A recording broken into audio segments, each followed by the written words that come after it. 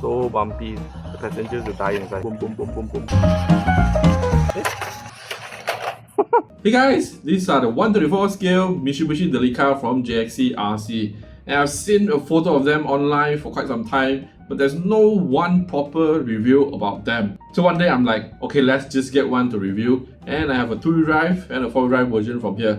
And they're officially licensed too. And I want to start by saying that although the 2-wheel drive version versus the 4-wheel drive version, the 2-wheel drive version looks like a toy grade type of design, but it does not drive like a toy grade RC. It drives like a hobby grade. The 2-wheel drive actually gives you a hobby grade experience too because of the proportional control. So let me show you how cool these are. And if you're interested, please shop on our sister store Asia RC Depot because business has been super tough for the past few years. So let's dive in. So both of them have very similar box design theme. The 2-wheel drive one is a bit smaller than the 4-wheel drive one, even though the actual product itself is actually the same size and same scale. Let's take a look at the 2-wheel drive version first. You can see a Mitsubishi Motors logo over here, this sticker over here which should indicate that this is an officially licensed product. And the 4-wheel drive, also a Mitsubishi logo here. This is the artwork, pretty nice. To give you like an off-road kind of vibe. Same at the top. And we can see here, 授权方 means the licensed party is Mitsubishi Motors Corporation. I think pretty confident that this is an officially licensed model. So 2-wheel drive version has this plastic protection, and these are the items you get out of the box: the radio, a car, a screwdriver, and also a USB charger. Oh yep, a manual as well in English and Chinese. The 4-wheel drive version has a really sturdy foam box. Same item out of the box: the radio, the car, manual, and a USB charger. Now let's compare what we can see from the outside. On my left, the green is a 2-wheel drive. On my right, the red color is a 4-wheel drive. So exterior wise, looks the same, right? Same items on the roof rack. Same two top roof rack, the small and the big one. Difference is the color, decal. The wheels are different. A side step on both sides as well. Side mirrors, wiper, you get the same. The lights are the same as well. But if you look at the chassis, they're significantly different, which we'll go in depth in a bit. Length is about 22.2 cm. Height at the highest about 12 cm. Widest width will be from a side step, which is about 9.5 cm. Same dimension for both 2-wheel drive and 4-wheel drive. Wheelbase 11.2 cm. Oh, by the way, the channel 3 button here does give you 2 speed. When it's on the right side, it's low speed. On the high side is high speed, but it's electronically, not actual gear change. So now I'm on low speed, high speed, low speed, high speed, and the position in the middle does nothing. It will cause it not to move. So that was the 4-wheel drive version. Same thing with the 2-wheel drive version as well. With the switch over here, now we are on low speed. So quiet. High speed, low speed, low speed. Low speed is very fast. Oh my god. Try high speed. It's even faster. Woo. Now I've discovered one very unexpected performance out of the 4-wheel drive version. You put it to the high-speed gear. So let's say if it's jammed and you can't push it on, it's normal because this one has no synchro gear like the actual car. If you can't push it all the way, you just rotate your wheels a little bit, then you will then the gear will mesh into the higher gear, and it can actually do this. Let's go reverse. You can actually do really. That's so powerful. This is funny. And although it says bind here on the remote, on both buttons, the bind button is actually for turning on the lights.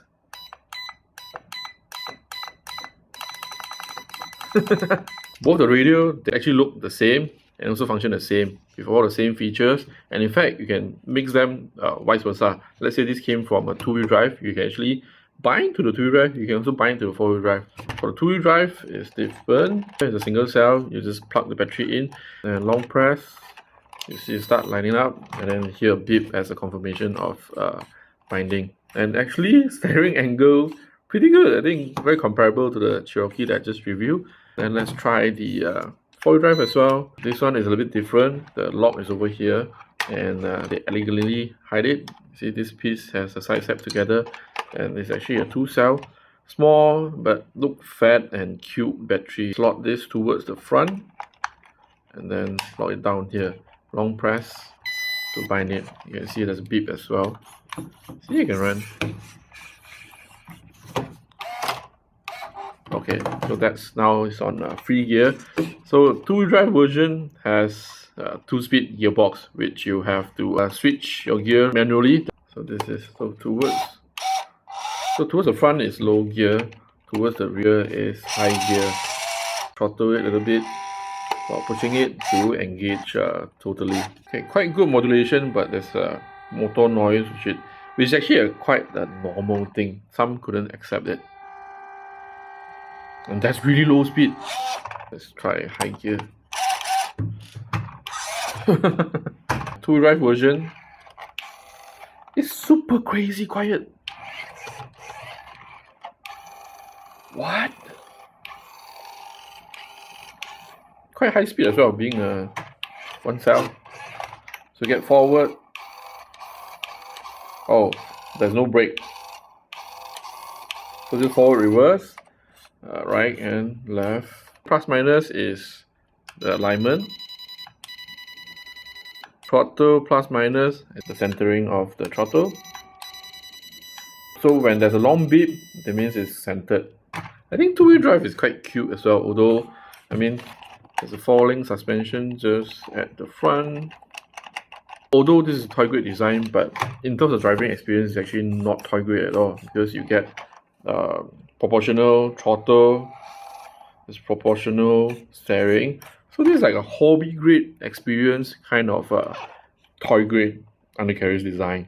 So I hope you don't discount it, because having proportional control is actually an amazing thing. It's super smooth. Wow. Okay. It's very, very smooth. What the heck? And I'm sure this will catch a lot of attention because of, well, van Delica design. This is quite an iconic model, iconic car from Mitsubishi. I've sat in one before when I was in Japan, and all this lightning, all these accessories, right? I'm sure your friends will be impressed. Suspension, very, very smooth and soft. Alright, so four-wheel drive. So the hobby grade, this is sort of like the hobby grade type of construction, right? With four-link suspension, all front and back. There's a 9-gram servo here. Very similar construction, just like a real car, like let's say WPL or other similar range of hobby grade RC. So front and rear solid axle, and they are lock diff front and back. And this is the two-wheel drive version. Pretty simple construction inside, very toy grade-ish, but hobby grade control with proportional steering and throttle. The all-in-one receiver and ESC. 130S brush motor. Pretty common motor used for one cell. All four corners has shock absorbers that has no oil damping. Comes to the four-wheel drive version, four-link suspension kind of chassis, but still just a little bit toy grade-ish. Shock absorber on all four corners. Plastic axles, they're lock diff. It's very, very smooth. Plastic drive shaft. So same thing, 2-in-1 ESC and receiver built in. This motor here is, they call it 050 brush motor. In the spec sheet for 4-wheel drive version, it was given a 30M label for the brush ESC. The surprising thing is, if you compare the receiver, they actually look the same, just different color. If we look at the 2-speed gearbox, it reminds me of the WPL 2-speed gearbox, because it's quite big and bulky, like a rock. There's an axle mounted servo for great steering angle. Metal top bone or drive shaft over here for the steering, for the front steering. On the 2-wheel drive, although it looks like an axle, but there's no shaft inside there. Axle mounted servo. Front axle of 2-wheel drive and 4-wheel drive look different as well. Mounting point all the same. Let's see if it has a plastic or metal lock diff. Oh, metal wheel adapter, that's good. Right, so what is it? It's metal. I can be sure. This is really stiff, huh? Yeah, I think this is metal.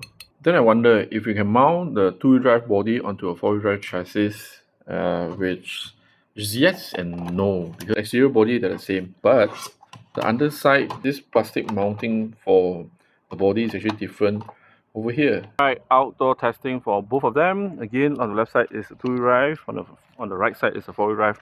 and I have to declare that I don't have a proper location to evaluate them because the only hill I have is this one. I believe their positioning is for off-road trailing, not really for off-roading or rock crawling, because very high center of gravity. I don't think they'll do well in a steep climb. Now we are on the highest speed setting, but this one does not have a gear change. It's only electronically controlled speed. So we're gonna go top speed, which I think is quite fast. And then you see the steering is actually very sensitive on both the model.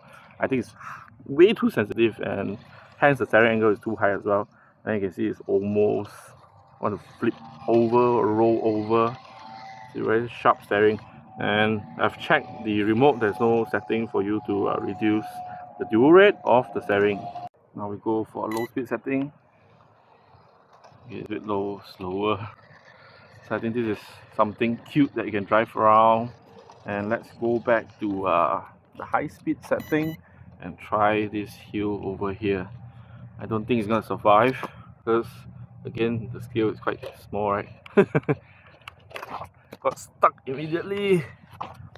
All these accessories. Oh no, it's actually the bumper that was too low.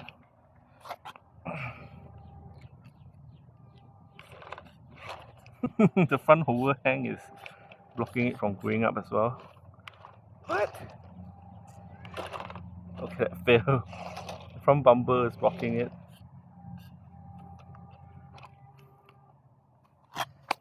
Give you a cheat.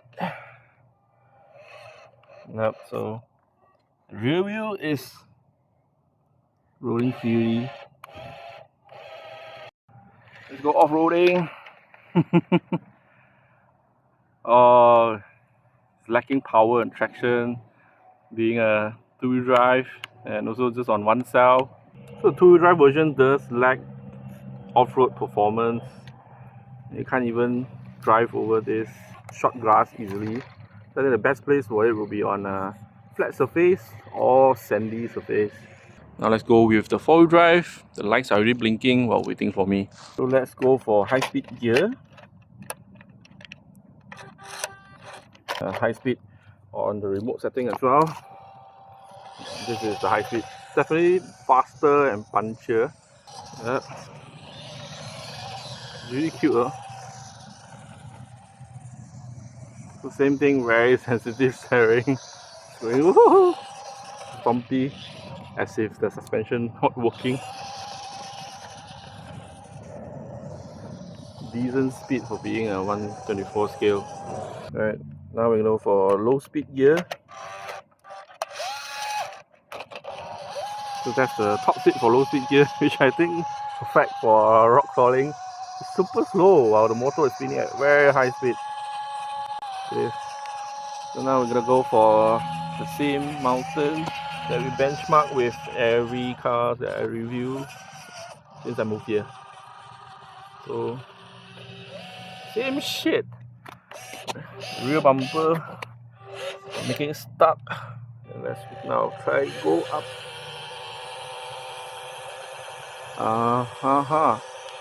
I'll give 90% for that. That's not bad. Managed to get up.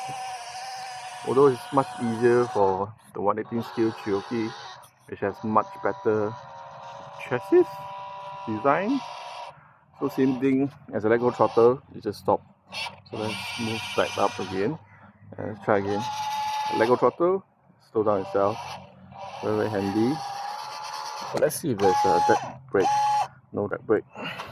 So it relies on the gear ratio to slow down on a down slope.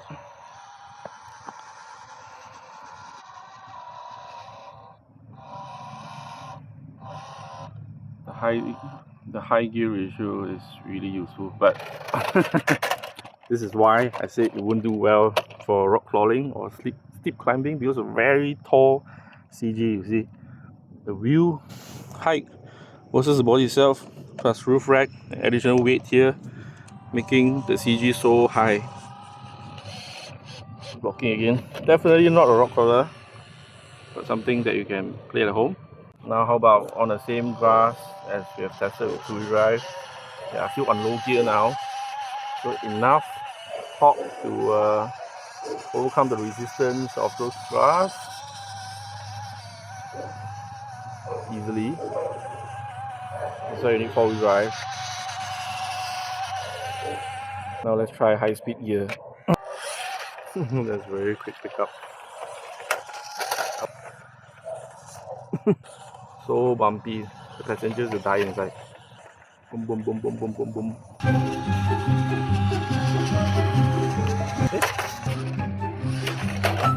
Sand surface test, right? Got stuck immediately. Hello? Again? What? I think it's because of the gearbox over here. It's very low down.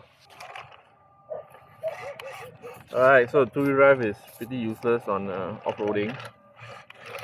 But it does look funny though.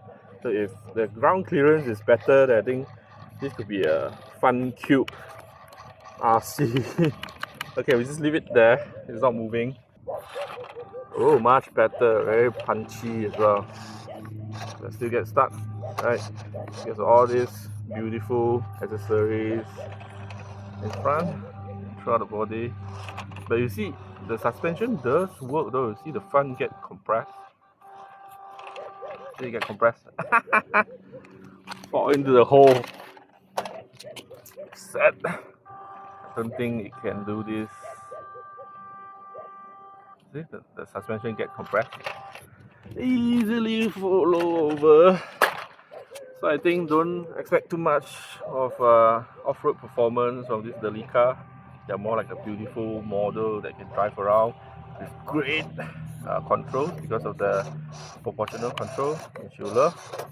So you see, the overhang is bad because gearbox and also the low bumper. So can't expect much from this during off-road.